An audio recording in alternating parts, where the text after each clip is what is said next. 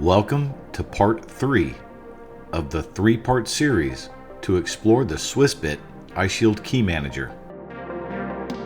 In this video, we will review the administrative capabilities for managing the PIV interface on the iShield Key Pro. iShield Key Pros may be accessed by the iShield Key Manager through USB A and C, as well as through the NFC interface. Manage the PIV interface via the dedicated card, which in this layout is displayed in the bottom right-hand corner. Click Browse to view the registered certificates and key pairs, or to request or import PKI credentials. According to the PIV standard, certificates and keys may be generated and imported to slot 9A, C, D, and E.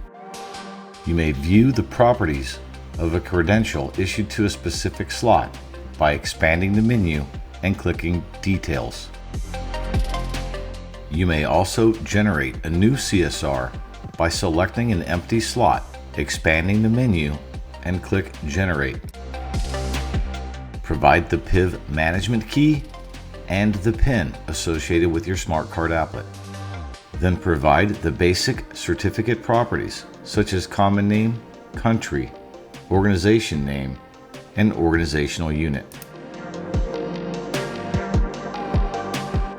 Save your certificate signing request to a local file or a network share available to your certificate authority.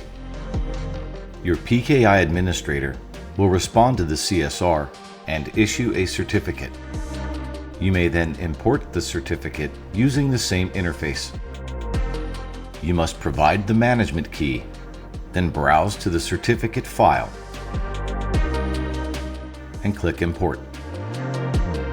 Now that the certificate has been imported to the same slot as the CSR request, you may select that slot and view the details of the newly issued certificate credential. To perform additional administrative operations on the PIV applet, click the Details and Settings button. You have the option to set or change your PIN. You may unblock a PIN using the administrative puck, which is the PIN unlock key. You may set or change the puck.